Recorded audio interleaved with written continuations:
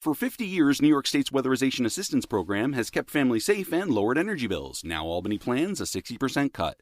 Tell Governor Hochul and lawmakers restore 10% of HEAP funding for weatherization. Protect New York families now, paid for by the New York State Weatherization Directors Association. This episode of Dispatches from Planet Albany is brought to you with support by New York State United Teachers, which represents more than 600,000 educators and school-related professionals in New York. Dispatches is also supported by the public affairs firm O'Donnell & Associates. For more information, check out o'donnellsolutions.com. I thought you already had. You would say that on air? All that good stuff? I would. Oh. Try me. Jeez.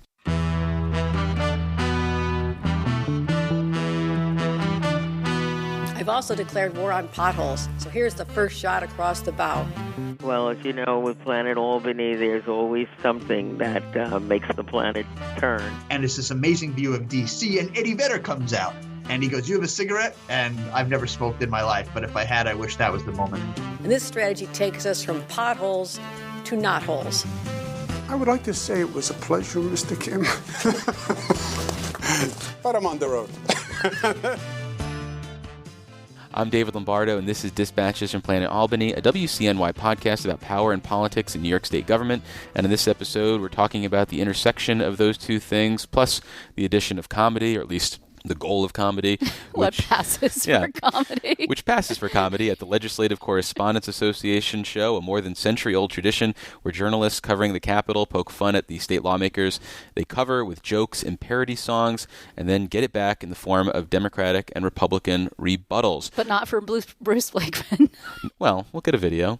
To talk about the show, that voice you're hearing is a veteran performer, recovering journalist, and now a managing director for Marathon Strategies, Liz Benjamin. Thanks for making the time. Always for you.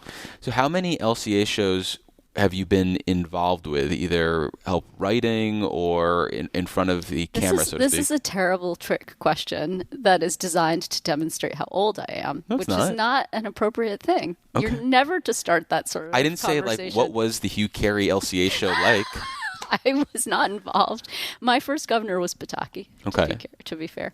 I don't actually know. I really don't actually know. Do you remember a round, were the Yankees winning World Series? That's like 96 to 98. Thank you for the clarification, because I would have no idea. I am not a 96 to 2000, not a baseball person. I don't know. A lot. A fair number. 10, maybe? Okay. Let's talk about the premise of the show for starters, though. Should the show exist? Oh, wow. Like, it's my Charlie Rose question. Like, ethically? Ethically, people say it shouldn't exist, and you say what? Why not? It's too chummy. Because people hate fun. Is that the good answer? It's too chummy. This whole place is too chummy. Yeah. Like, what does that even mean? I guess there is a former colleague of mine, an organization that is currently a colleague of yours, that made a point of not having an office in this building, the LCA, which is where we find ourselves, Legislative Correspondents Association, because they were like, too chummy, not appropriate, need to maintain appropriate distance and the, imprimatur of independence or whatever. I'm not supposed to swear, right? You can swear. Oh, I'm not shitting on them for that, just to be clear. It was what they did because they thought it was appropriate. But I just think that, like, you doth protest too much if you're suggesting that this is the problem. The LCA show is the problem with Albany. There's a lot of problems with Albany. I think the LCA show is the least of the worries that we have here. For me, the reason I think it's okay is because we're not legitimizing people and institutions that are at war with the media. I find that while I have complaints about the level of transparency with the executive and the legislature and even the judiciary, for the most part, they'll pick up the phone, they'll get back to you, they'll talk to you, and I don't have a fear that I am lending them credibility that they don't deserve. If you were so weak as to be somehow co-opted by a parody show, and that your journalistic ethics were so compromised, then you would have a problem as a professional, right?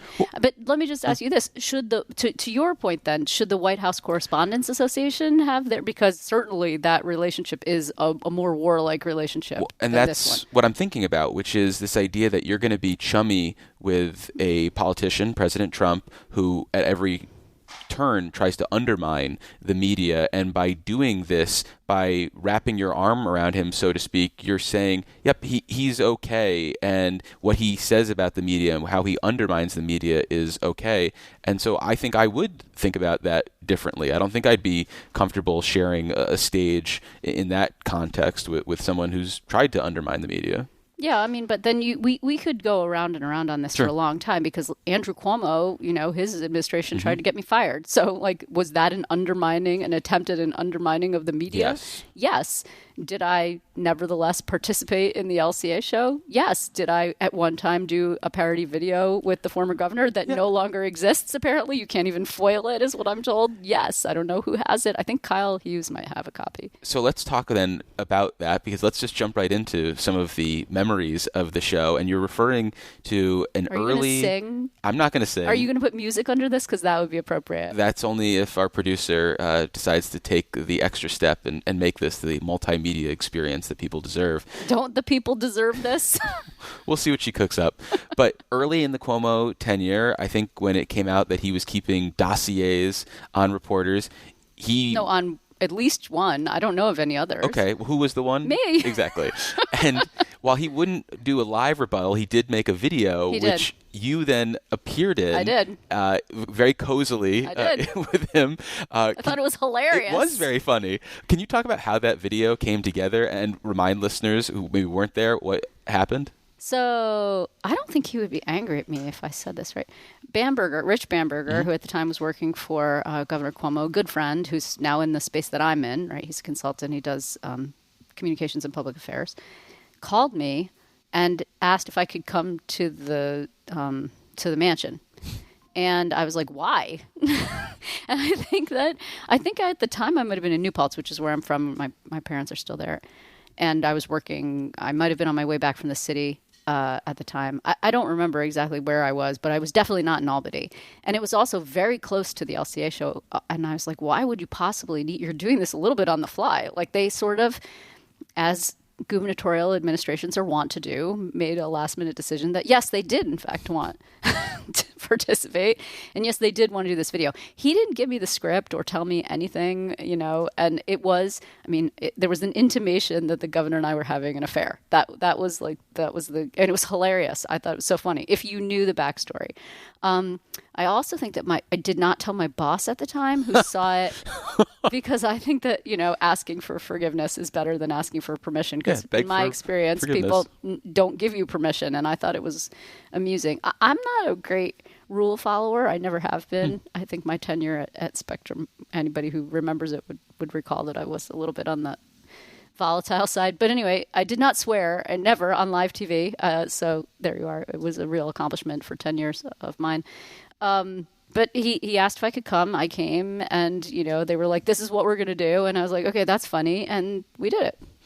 I like how they presented you this opportunity without a script initially, because we have filmed bits with elected officials, and sometimes their staff will say, oh, well, we can't say this, or we're not going to do that. And then as soon as I begin rolling and I say, hey, here's the thing, why don't you try this line, though? Why don't you try that? And the person in the back is like freaking out, and they're like, oh, sure, I'll make that joke, sure, I'll do that line. I remember in particular with Senator Rachel May, we had this thing where she was playing against her type as sort of this scholarly professor, kind of buttoned up, and we had her like cursing and talking about how she was going to take bribes and stuff, and she just leaned right into it. Although we tried taping something with some current Hochul administration people recently who off camera were happy to make jokes about say things like the CLCPA. On camera, no, they weren't going to do it. To be clear, look, I am not in any way, shape, or form undermining or undercutting the really serious work that occurs in this building. And, by the LCA or any administration, past or present. But we take ourselves so effing seriously. Like, really, people, like, come on, you got to have some levity. I think a lot of people would say that Albany isn't fun anymore. Now, some of the fun that was had in Albany in years past was completely inappropriate and horrible and should not, by any stretch of the imagination, continue. The Bear Mountain Compact is dead, I think, and long live the Bear Mountain Compact. Sure. But, look, at one time, not too terribly far from here, on the shelf, which is, behind me and up one flight of stairs, there used to be like a bar cart. Now, at the time, we could say the entirety of the press corps was male and white. So is that a time that I pine for? No, not necessarily. They also all wore ties and, were very appropriate. I know it's not for some of us. And certainly they had a sense of propriety and all the things. But they also, didn't take themselves as seriously, I think. And there was an ability, and there are still some of the more veteran lawmakers will talk to you about a different time when you could fight on the floor and then go out for a drink, or fight on the floor. And then I think everybody is too polarized and too divided, not just here in D.C., probably in every state house across the nation. And, a little levity and some lighthearted joking and recognizing sometimes the absurdity of the things that we do probably goes a long way to try to break down some of those barriers. That's not a bad thing. For 50 years, New York's Weatherization Assistance Program has helped keep families safe, lower energy bills, and make homes more efficient. Now, a proposal making its way through the budget process would slash funding by 60% and put children, seniors, veterans, and people with disabilities at risk. Weatherization saves energy, reduces costs, and protects vulnerable New Yorkers. Tell Albany, restore 10% of HEAP funding for weatherization assistance. Protect New York families, protect weatherization services. Paid for by the New York State Weatherization Directors Association. What makes for a good LCA show joke, you think, or a good song? I have long believed that there's too much toilet humor in the LCA show. But not like sex humor, just like no, stupid toilet humor, like poop humor. Yeah, okay. Silly, fart jokes, like not funny. I can tell with relative confidence right now that the current script, I don't know if it has any poop jokes in it or urine jokes. Fantastic. Do you think this show has gotten too nice in recent years? And should it be mean?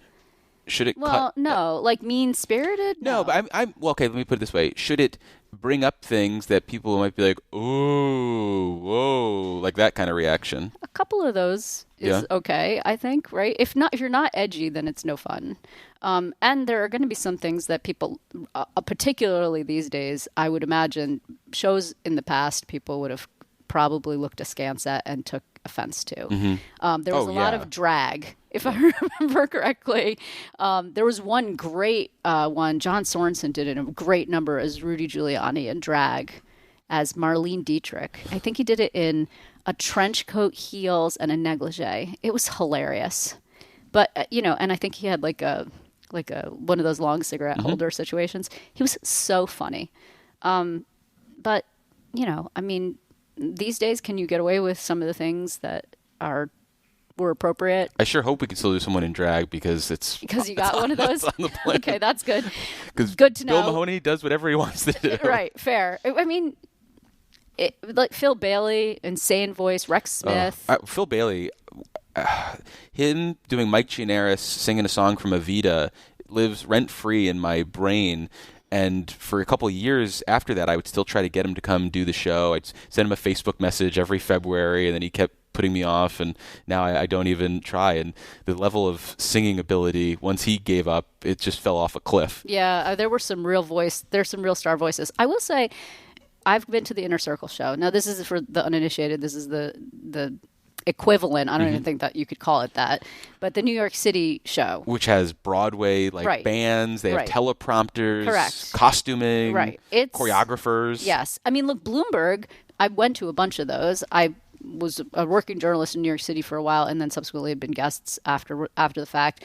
It's a lot of fun. Mm-hmm. It's a long night. It's way too long, and then there's an after party, and everybody's in the bag. The dress rehearsal is too long. Morning. It's a lot. That said, I mean, Bloomberg used to hire Broadway casts who would come after their last show, and so it was late, right? Because they would come in costume from the last performance they had done and then do the show, and so by the time they got there, it was already 11 o'clock at night, if not 11:30, pushing midnight, and then they would do the rebuttal, and then there would be the after party, and you had been in the building since the Hilton since like 6. But there is something about that show that this show compared to that show that I prefer. This one feels more authentic to me. The singing is potentially not as great. The staging is not professional. The dance numbers are not choreographed, and there are no ringers, right? And yet it is more authentic to me. This show, this scrappy little longevity, longest running political satire show in the nation. That's something to be proud of. People have kept it alive, even when it seemed like it was on its last breath, which is really important. I think history and tradition is important. We don't give enough credence to it. And the Inner Circle show is great, but it's, the LCA show is a different animal altogether. The Inner Circle show is at its weakest, though, when it starts to pivot into like national politics. Yeah, they should never do that. They always did. The second act was always national, and I was like, this is garbage. Stick to what you know. The first part was funny. This is just a drag. Yeah, and when we do our show, we try to keep everything super insular in terms of just this building, pretty much. Was that promo that you did for program and council actually a number in the show, or did I had written it for the show, but it was sort of vetoed for a couple purposes. One, logistically, it's a challenge to sing that. I mean, just recording the vocals, my throat was dying. Right. And then maybe you disagree. There was some concern that it was too insider. It is too insider. What? It is too insider. Even the most in-depth, knowledgeable Albany insider maybe doesn't entirely know. Oh, see, I think that's a crazy take. I think if you don't know who PNC is, then you are not an effective lobbyist. Oh, no, I'm sure the lobbyists know. But, it's not just the lobbyists who come to the show, although they certainly, pay the money. Yeah. That and people's campaign funds. Right. But the advocates, I don't think know what PNC is, probably, right? The lawmakers obviously know. I mean, I thought it was an interesting take on the outsized power of the unelected continuous government, right?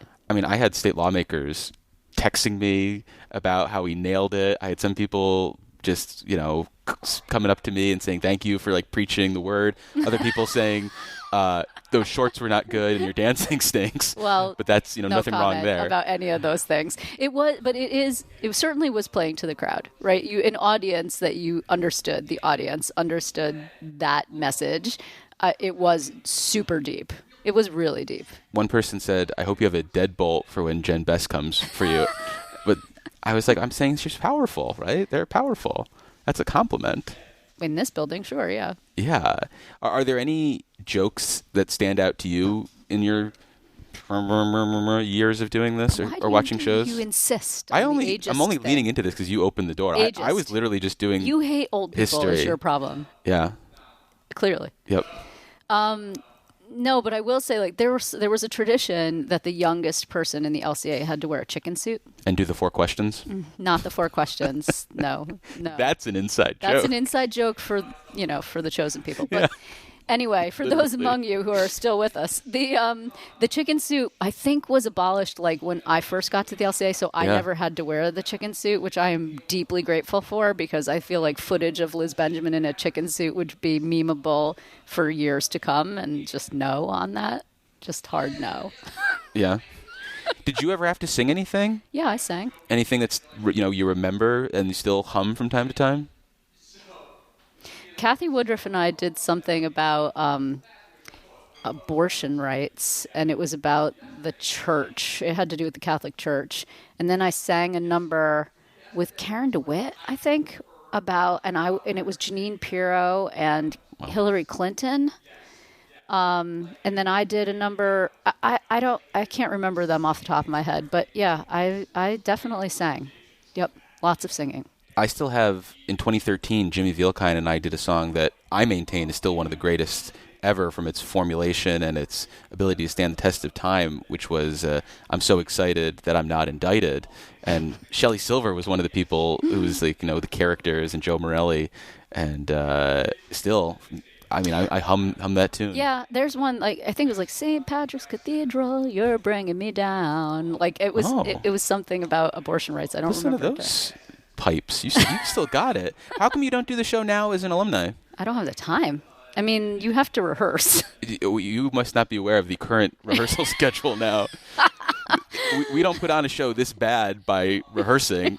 It's like at most 2 a week for like 4 weeks. Oh, it used to be really aggressive. Oh, it's been scaled way back. It was aggressive. And like we would get yelled at for not coming to rehearsal and for not being off script.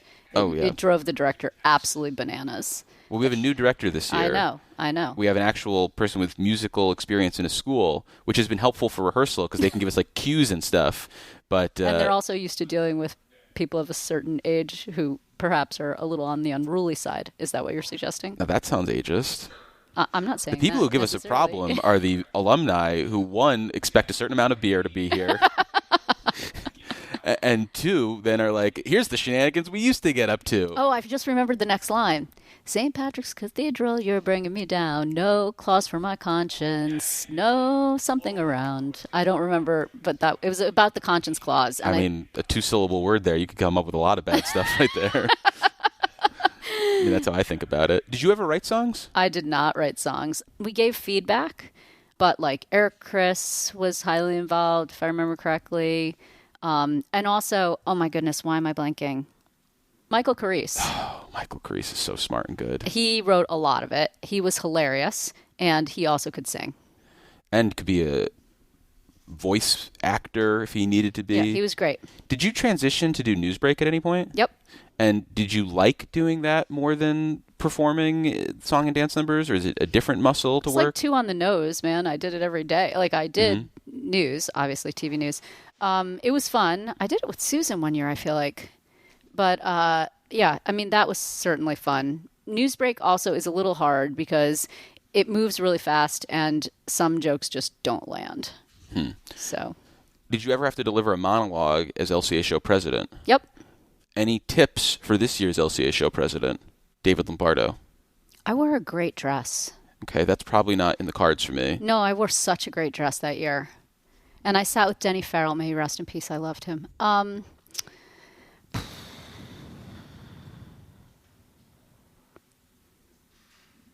don't have any tips.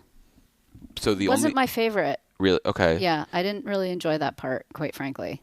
The only advice I've been given, because I asked somebody, actually it was John Sorensen. I said, do you think should I keep it tight? Should I make a point of making jokes about individual people in the room? And I'm saying this because it was so flattering to me. He basically said, you've got great comedic instincts. Just trust your instincts, Dave. You'll read the room, and you'll be able to feel where to go. I have to say, this is completely just personal. I like when the person has been seeing what's going on in the room and then references it because I think it brings the audience in. See, that's a good point. So you're like, oh, I saw so-and-so is sitting with so-and-so. That's a weird mix. Or I saw so-and-so is wearing such and such. You know, like that was a real interesting sartorial choice. Or, you know, whatever it is, it brings the immediacy to the conversation and also like makes the audience part of the experience. So I like that. But then you have to really off the cuff it. That's fine. Which you can do. I'm happy with that, especially because I can curse there. Yeah, you can curse there. I'll be there. Yes? I'll try not to heckle too loud. Would you encourage other people to buy tickets right now? Do you want to sell? Do you think you want me to do the? You want me to do the shill, the pitch for you? It's nyslca.org is the website they want to go to if you want to. nyslca.org. Yeah, if you want to make the pitch right now. You should. You totally should. /LCA show at the end. Are you guys still doing the like for the people pre? I have no idea. I lost that battle on what we should or shouldn't make tickets available for. Can I ask you a serious question? Yes. Did you bump up security? There has been plans for increased security this year. Yes. Good. I feel relieved. Yes. Having only been after a target in the past, I would very much like not to be a target currently. Wow, that's another show I guess we can do. It's a whole different conversation. Well, we've been speaking with Liz Benjamin. She is a managing director for Marathon Strategies and, as we pointed out, recovering journalist who could step in and take over this show at any moment's notice if she wanted to. Liz, thank you so much, as always. I really appreciate it. It was fun.